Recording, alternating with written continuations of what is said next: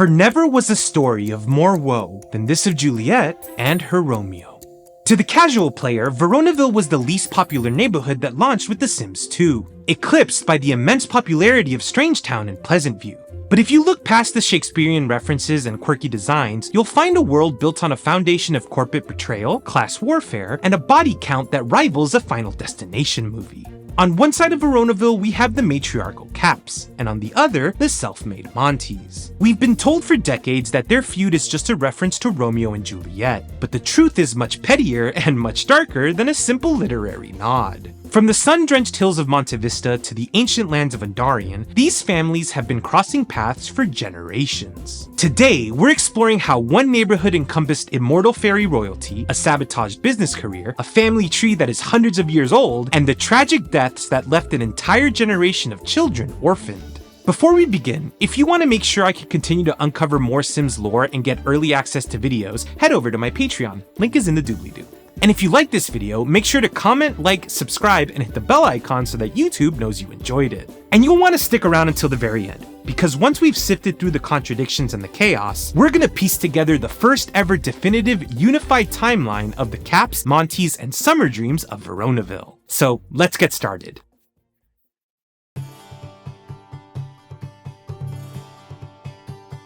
As I said, Veronaville was one of the 3 neighborhoods that launched with The Sims 2, and the entire world is basically a love letter to William Shakespeare. You know, super niche writer, real underground guy, you've probably never heard of him. Even the name Veronaville comes straight from Verona, Italy, the setting of Romeo and Juliet. And just like the play, the neighborhood revolves around 2 families, the Capps and the Montys. It's an obvious nod to the Capulets and the Montagues, and like their literary counterparts, their rivalry sits at the heart of Veronaville's story. Each family controls half the town, but they come from very different worlds. There are so many members of the Capp and Monty family, and for the purposes of telling a cohesive story, we'll really only talk about the prominent members in Veronaville. So unless I mention them directly, you can assume they lived, had children, and eventually died. But it's still worth talking about what each family represents. The Capp family is heavily implied to be of royal blood. Almost every single name on their family tree traces back to real or mythical kings and queens pulled straight from Shakespeare's works. The Capps are matrilineal. Titles, power, and surnames pass through the women, with marriages taking the wife's name instead of the husband's. Eetion and Queen Thebe, Hecuba and Priam Albion, and Andromache and Hector Thebe all come from Troilus and Cressida, which recounts the fallout of the Trojan War. Calpurnia, Julius Caesar, Octavius, and Scribonia Capp are named after real Roman rulers and their partners as portrayed in Julius Caesar. Cleopatra and Antony Capp are obvious references to Antony and Cleopatra. William and Matilda Norman mirror William the Conqueror and his wife, while Henry and Eleanor Anjou reference the first king and queen of England. Hamlet Dane Sr. and Jr., Gertrude Dane, and Toby Dane all come from Hamlet. Macduff and Lady Scott pull from Macbeth. Richard and Anne Norman reference Richard III. Hal Capp is a nod to Prince Hal, later King Henry V. Sycorax and Prospero Gale, along with Caliban, Miranda, and Ariel Capp, all originate from The Tempest. Albany, Goneril, Regan, Kent, Cordelia, and Cornwall Capp are lifted directly from King Lear. And then there's Contessa and Consort, Tybalt, and Juliet, who of course break the pattern by coming straight from Romeo and Juliet. Finally, Desdemona and Hermia stand out as oddities. Their names come from Othello and A Midsummer Night's Dream, and they don't immediately fit into the broader royal pattern. But we'll come back to them.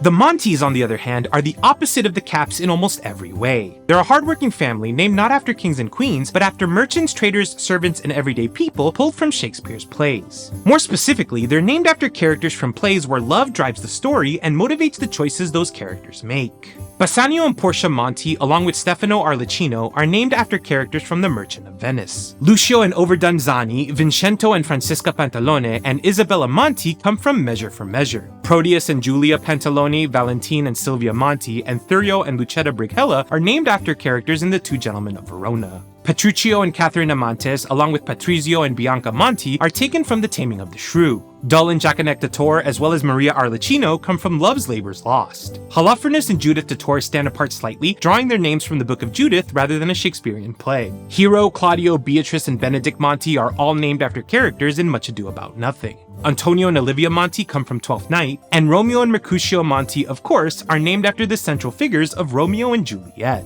Trinculo Arlecchino is pulled from The Tempest, while Quickly references a recurring peasant character who appears across Henry IV and Henry V. So once you strip it all down, the difference is clear. The Capps are all about power, and the Montys are all about love. And now that we understand the intent behind these families, we can finally talk about the tragedy that destroys them both. Patrizio Monty grew up the son of llama ranchers, but even early on, he knew he wanted more out of life. So as a teenager, he entered the business career chasing status, money, and a future far bigger than the one he was born into. That's where he met Consort Thebe. Consort was everything Patrizio wasn't: wealthy, noble, and well-connected. And for a time, he became Patrizio's greatest ally. Consort helped him climb the ladder, backed his career, and the two grew incredibly close. Then they met Contessa Capp.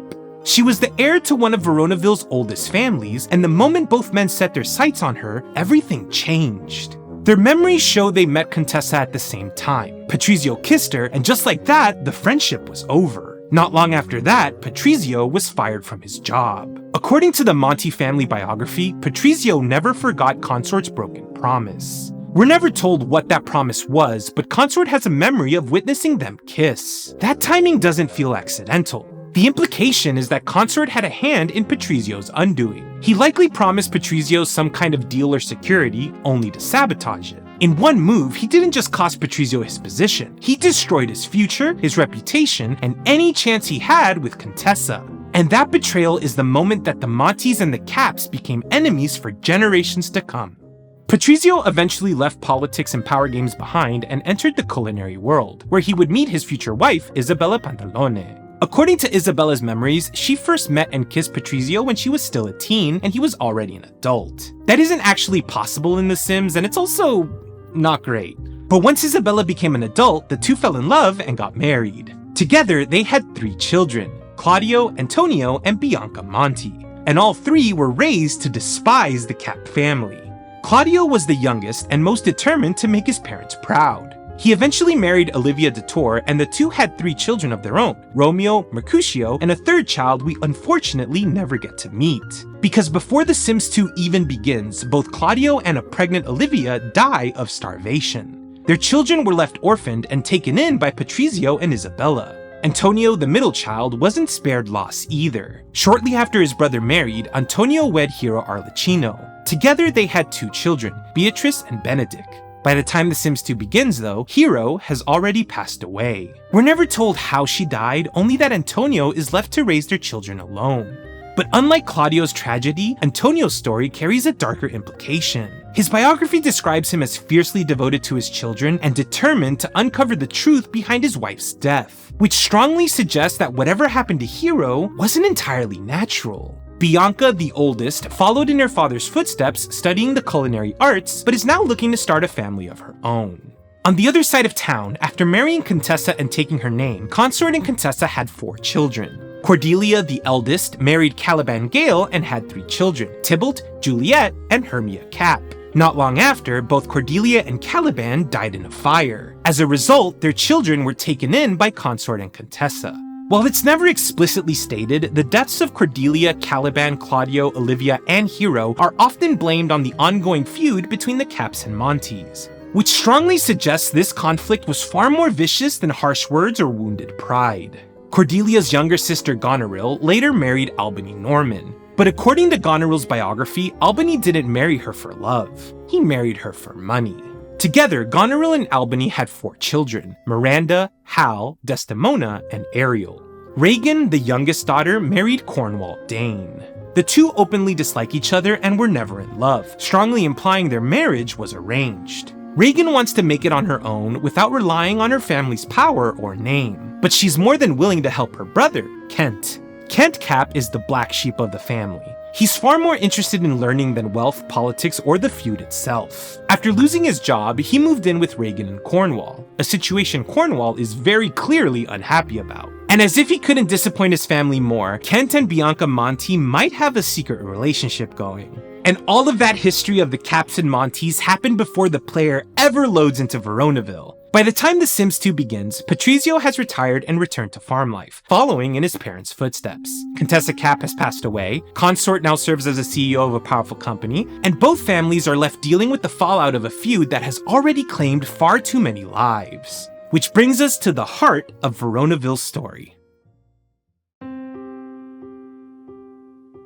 Patrizio and Consort did everything they could to ensure their families hated one another. The late Contessa's biography even indicates she holds a grudge against the Montys, which does suggest Consort succeeded in turning her against Patrizio.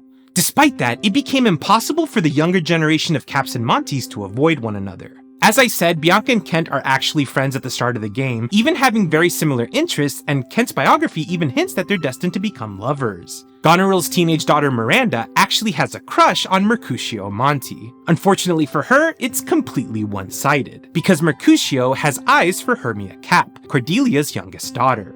Despite the long-standing feud, Hermia, Juliet, Tybalt, Romeo, Mercutio, and Miranda all grew up together. But growing up together didn't mean growing close. Tybalt, Romeo, and Mercutio developed an intense hatred for one another as children, and those feelings have only hardened with time. Which means Romeo and Juliet falling for each other is a powder keg that The Sims 2 makes painfully clear is about to blow. If you play the Monty household first, you're prompted to have Romeo call Juliet over. If you do, she arrives with her brother Tybalt, who immediately gets into a fight with Mercutio, directly mirroring the events of the play. Romeo then insults Tybalt and kicks him out. But if you play the Capp household first, Romeo is already at the Capp manor, with Juliet wanting to go steady with him. But the moment you agree, both Tybalt and Consort become openly hostile towards Romeo. So whether these two actually end up together is ultimately up to the player. For now, anyway. But fortunately, not everything in Veronaville is about strife and hate.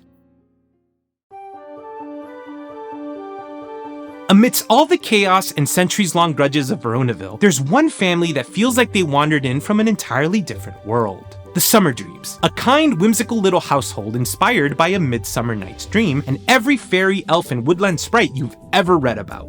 And what makes this even more interesting is that in The Sims 2, they're not fairies at all. They're just normal Sims. For now. Titania and Oberon Summerdream are deeply in love, or at least they used to be. After struggling to have a child of their own, the two decided to adopt. Puck, the eldest, is playful, dramatic, and maybe just a little messy. He has a bit of a crush on Hermia Capp, but what's interesting is that he's also friends with kids from both the Capps and the Montys, which means the Summerdreams exist completely outside of the feud. Bottom is just as social, but she's especially close with Desdemona Capp. And if you've ever looked at Desdemona's fairy wings and face paint, it's pretty clear she's been spending a lot of time with her. Since adopting though, something shifted in the household. Oberon has become obsessed with video editing, locking himself away at his computer, and Titania is starting to feel it. So she's begun looking for attention elsewhere, specifically Kent Capp. And just like that, even the one family that seemed untouched by Veronaville's drama might not stay that way for long. We learn a lot about the Montys, Capps, and Summerdreams in The Sims 3. But interestingly, the Sims 2 console port for the PS2, Xbox, and GameCube gives us a weird little glimpse into Patrizio's life before he fully settles back into farm life. At the Cliffside Retreat, you can actually find a slightly younger Patrizio and Isabella Monty running a small bed and breakfast. Isabella apparently sold her share in a very profitable garden center to chase this dream, and Patrizio left his financial career behind to support her, which, given his sentiments, he might regret.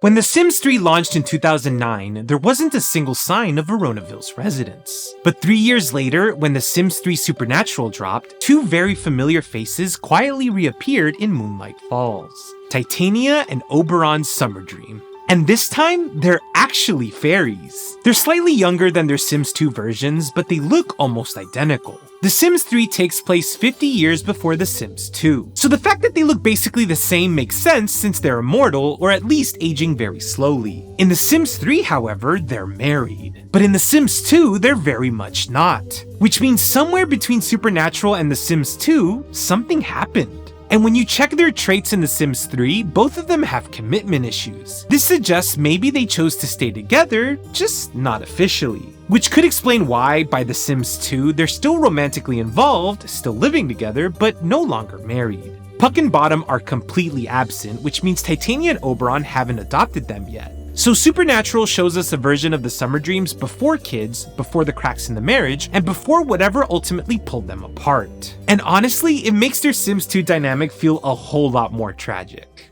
At the end of that same year, The Sims 3 dropped a brand new store world, Monte Vista. And if you're gonna make an Italian-inspired world, you already know the Montys have to be part of it. Patrizio and Isabella Monty return as much younger versions of themselves, living in Monte Vista with their kids, Bianca and Antonio. Isabella actually starts the game pregnant, and while you can name the baby whatever you want, it's very clearly meant to be Claudio. By the time we see Patrizio in The Sims 2, he's already an elder. But in Monte Vista, he's just an adult, and Bianca looks about 10 or 11. That puts this world roughly around the time of The Sims 1, about 25 years before The Sims 2. And remember, The Sims 3 is unique in that each world exists at a different point in the timeline.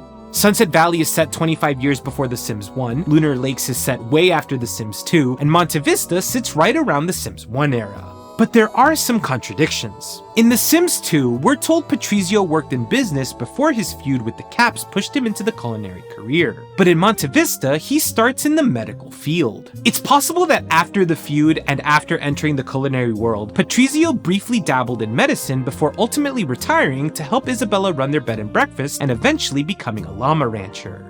Isabella, on the other hand, is listed as a freelance writer, which is never mentioned in The Sims 2. Their household bio even cheekily references the Capp feud, but oddly implies it hasn't happened yet. Which makes absolutely no sense because we know their rivalry started when Patrizio and Consort were teenagers. So either the bio is playing cute with the timeline, or it's just ignoring established lore. Valentine and Sylvia Monty are present in Monte Vista as well. Valentine is technically dead, but here he's returned as a ghost, pursuing his love of cooking. Which is actually important, because the Montys being tied directly to food is something that's gonna come back later, so keep that in the back of your mind. Sylvia is an elder who had just started adjusting to life alone before her husband showed back up in spectral form. Which is weird because The Sims 2 suggests both of them died as adults. But since their deaths were only ever listed as natural, this could just be aging inconsistencies rather than a full contradiction. Isabella's parents, Francesca and Vincenzo Pantalone, are also present in Monte Vista. They adore their daughter and are thrilled about their growing family. Their presence, however, implies that Monte Vista might actually be the Monty's ancestral home, not Veronaville. But they aren't the only returning townies. Monte Vista Cemetery includes Portia Monty, Valentine's mother. But there's no sign of her husband, Bassanio. And then randomly, sitting there is the gravestone of Octavius Capp. He allegedly died of electrocution, but his presence here is odd.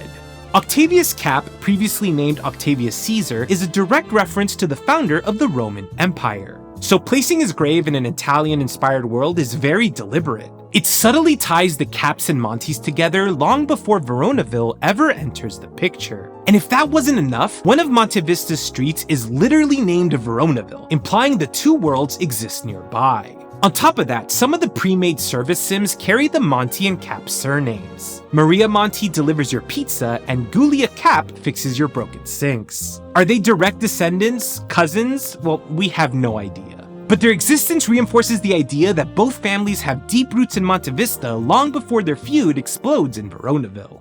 1 year later, one of the final worlds added to The Sims 3 was Roaring Heights. This 1920s-inspired world brought back a lot of familiar faces, but most importantly was the return of Consort and Contessa Capp. Consort and Contessa, now young adults, are vacationing in Roaring Heights with their family, and they're considering settling down there permanently. In my complete history of the Landgrab family, I placed Roaring Heights between The Sims 1 and The Sims 2 because of the presence of a deceased Malcolm Landgrab. Which means Roaring Heights and Monte Vista are likely happening at the same time. Consort is still in the business career, and Contessa begins the game pregnant. Goneril is the oldest child, Reagan is a toddler, and Contessa's unborn baby will always be born male, which implies that child is Kent Capp. But this is where things get messy.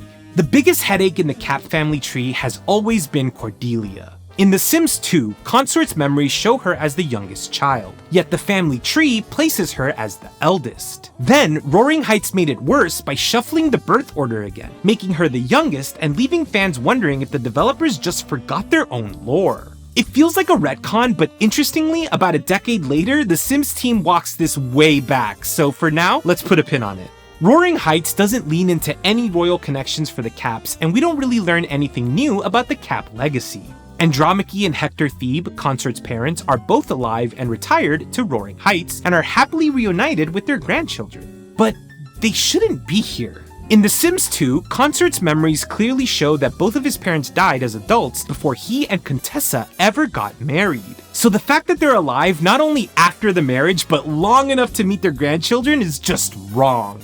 This is one of those moments where The Sims 3 reminds us that its worlds don't always line up cleanly with the established Sims 2 timeline. And people complain about The Sims 4. I wish I could tell you that it was going to get better, but we both know what's about to happen.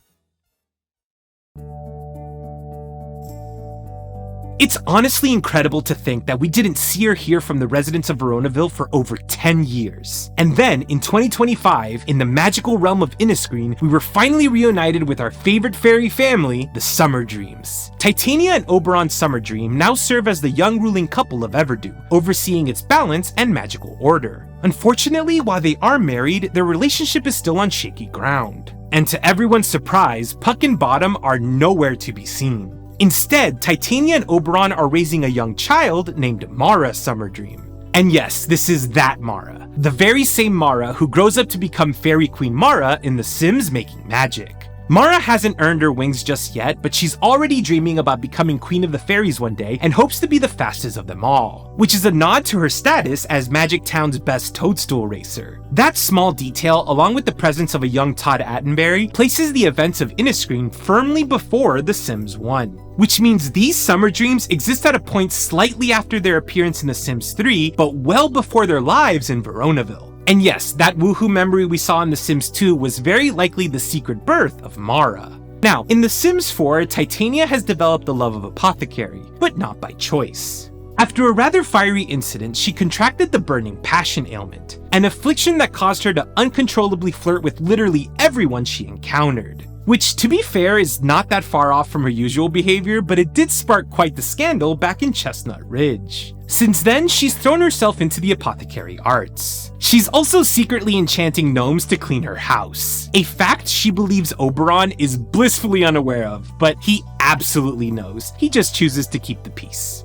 And as for Oberon, when I say he loves plants, I mean it. The man cannot finish a sentence without referencing plants' rights, plants' emotions, or how deeply underappreciated ferns truly are. While it's never explicitly stated, Titania and Oberon are almost certainly members of the Fairy Council, given that they're the highest-ranking fairies in Everdew, which raises a much bigger question. If they were once the ruling fairies of Everdew, what happened? What led them to leave Inniscreen behind and eventually settle in Veronaville? Maybe Everdew is eventually destroyed in another war, or maybe the fairies' powers wane and that's why they aren't fairies in The Sims 2. Let me know in the comments what you think. And just this year, The Sims 4 Royalty and Legacy expansion pack revealed what became of the Capps and Montys after The Sims 2. The world of Endarian takes place about 10 years after The Sims 2. Over in the Italian-inspired land of Bellicord, the Capp dynasty has reclaimed its royal heritage and is actively trying to claim the throne of Endarian. At the head of it all stands Grand Duke Tybalt Capp. He's officially ousted his older sister Juliet from the line of succession, because it turns out Juliet did marry Romeo. She became Juliet Monty, and Consort did not take that well. He disowned her, which cleared the path for Tybalt to seize control of the dynasty. Consort has since passed away, and in his absence, Tybalt married and had 3 children. We don't know who his wife was, but given the circumstances, it's safe to assume she's no longer around. Virgilio, the eldest, was once expected to inherit everything, but he openly despises high society and refuses to perform the noble role his father demands, which has absolutely shattered their relationship.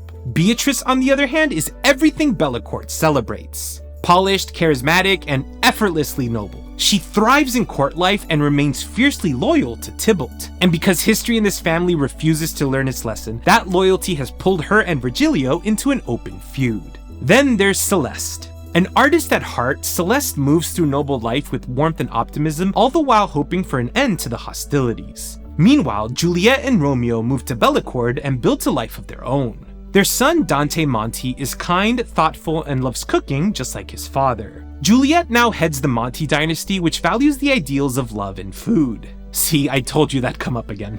Dante and Romeo want nothing to do with the feud. Dante has even secretly grown close to his sibling, Celeste. But Juliet? Juliet may have found happiness, but she hasn't let go of what was taken from her. She wants her title and her power back. And the internal turmoil within the Capp dynasty has grown so severe that Consort Capp himself has returned from the dead to bring his descendants back in line. Now, one of the biggest confirmations from royalty and legacy was about the Thebe family. For years, there's been speculation about Cordelia Capp, Princess Cordelia, and the Thebes. The expansion finally confirms that the Capps are direct descendants of Princess Cordelia, now known as Queen Thebe. Yes, the same Queen Thebe introduced all the way back in The Sims 2. That single confirmation cements three massive things. 1. The Capps are legitimate royalty. 2. Bellecourt is their ancestral home. And 3. It clears up the long-standing confusion about Cordelia Capp, Tybalt's mother. For years, people believed she might actually be Princess Cordelia. But now, it's clear she was simply named after her great-grandmother. She's labeled as a noble in the family tree, which strongly implies she was royal in her own right before her death.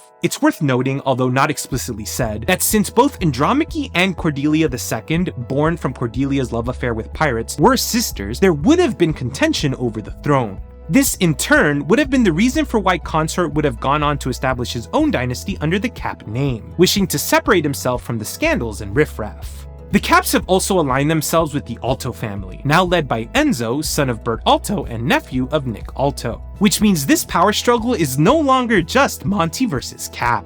When this pack first released, I immediately noticed we were missing key family members, Hermia Capp, Juliet and Tybalt's sister being the most egregious omission, so I asked the developers directly.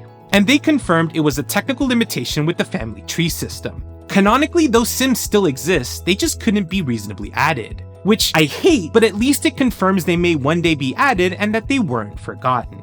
So now that we finally have every piece of the Capps, the Montys, and even the Summerdreams across the full timeline, it's time to lay out the complete story from the beginning. Since time immemorial, the fairies of Inniscreen flourished within the magical borders of Everdew. Under the long-standing rule of Titania and Oberon Summerdream, the realm prospered until the birth of their daughter, Mara Summerdream. Upon reaching maturity decades later, Mara inherited the crown but decided to join a traveling circus in Magic Town, where she fulfilled her dream of becoming the realm's fastest toadstool racer. While the Summerdreams ruled the forests, the kingdom of Andarion saw its own shift in power. The once young Princess Cordelia, now the elderly Queen Thebe, married Etion Thebe. Their union produced a daughter, Andromache, who eventually married Hector Albion. Together, they continued the royal line with the birth of Consort Thebe. Meanwhile, in Monte Vista, the Monty family remained a cornerstone of the community for generations. Farmers Valentine and Sylvia Monty welcomed their son, Patrizio. Across the way in Veronaville, the ancient Capp families secured their own future, producing a formidable heir in Contessa Capp. Seeking more than a pastoral life of Monte Vista, Patrizio Monty moved to Veronaville to launch a business career. By a twist of fate, he crossed paths with Consort Thebe, who had come to Veronaville to gather support for starting his own dynasty to escape the Thebe name. The two became close friends and business partners, with their rise to prominence eventually granting them an audience with the captivating Contessa Capp. The partnership fractured instantly as both men were smitten by Contessa's beauty. When Consort caught the two in a moment of intimacy, he conspired to ruin Patrizio. He backstabbed his partner during a business deal, leading to Patrizio being fired. Contessa, unwilling to date a deadbeat, left Patrizio for Consort. Humiliated, Patrizio Monty retreated into bitter spite, vowing revenge at any cost, working hard to establish the Monty name across Veronaville. While the rivalry simmered, Titania and Oberon, now living in Moonlight Falls, began to feel an emptiness in their lives, and the conversation regarding adoption arose. Back in Veronaville, Patrizio entered the culinary career and met his future wife, Isabella Pantalone. Together, they had 3 children, Bianca, Antonio, and Claudio. Consort married Contessa, and they had 3 children, Cordelia, Goneril, and Regan. During this time, Consort's parents, Andromache and Hector, moved to Roaring Heights, where the Capps vacationed while Contessa was pregnant with her 4th child, Kent. Patrizio joined the medical career, and as the children grew up, he retired and opened the cliffside retreat with Isabella. Back in Veronaville, Titania and Oberon moved in and adopted 2 children, Puck and Bottom. As the next generation reached adulthood, the Capp daughters met their matches. Cordelia with Caliban Gale, Goneril with Albany Norman, and Regan with Cornwall Dane. Simultaneously, Antonio Monti met Hero Arlecchino, and Claudio Monti met Olivia de Torre. Yet in secret, Bianca Monte and Kent Capp began to get to know each other.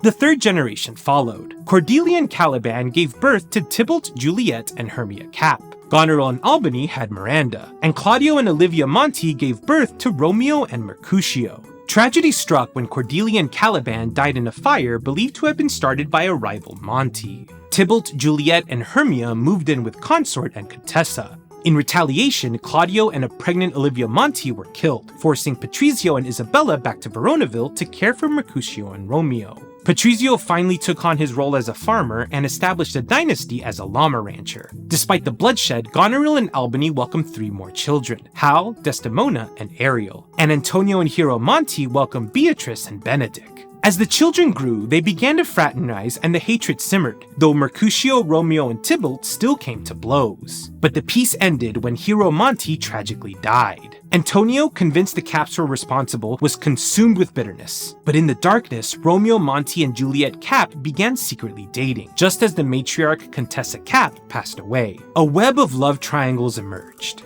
Mercutio fell for Hermia Capp, who Puck Summerdream also loved. Meanwhile, Miranda Capp pined for Mercutio, who only had eyes for Hermia. Not even the Summerdreams were spared as their relationship began to crumble, and Titania started to have eyes for Kent Capp. Eventually, Romeo and Juliet married. Consort disowned his daughter, making Tybalt the heir apparent. Tybalt married and moved back to Ondarian, establishing himself as the Grand Duke of Bellicord, where he fathered Virgilio, Beatrice, and Celeste. Consort, Patrizio, and the older generations of Capps and Montes eventually passed away. Virgilio, shunning the family name, was disowned, and Beatrice became the heir apparent. Romeo and Juliet Monti gave birth to Dante and moved to Bellicord. As Dante grew close to his sibling Celeste, Virgilio remained estranged. But Juliet began to covet her old title, plotting to rise and reclaim the power she once held, reigniting the ancient feud once more. So there it is, the definitive timeline of the Capps, Montes, and Summerdreams of Veronaville. What started as a simple Shakespearean homage turned out to be a centuries-long saga of corporate greed, ancient elven magic, and a cycle of revenge that none of these Sims could truly escape. Veronaville might not have the UFOs of Strangetown or the soap opera drama of Pleasantview, but its ghosts? They've been shouting for decades. What will become of the Capps and Montes? Where are Oberon, Titania, Mara, Puck, and Bottom Summerdream today? If this deep dive changed how you see Veronaville, let me know in the comments. Are you Team Capp or Team Monty? Or maybe even Team Summerdream? A final massive thank you to my executive producers on Patreon who make these deep dives possible. If you want to get early access to the next video, or get behind the scene access, or just want to support me to keep going, head over to mynameisgonz.com or click the link in the bio. And if you want to watch me live playing The Sims or other cozy games, I stream Mondays, Wednesdays, and Fridays at 8 p.m. Eastern at twitch.tv/mynameisgonz. I'd love to see you there. Okay, stay safe, stay cozy, and I'll see you in the next one.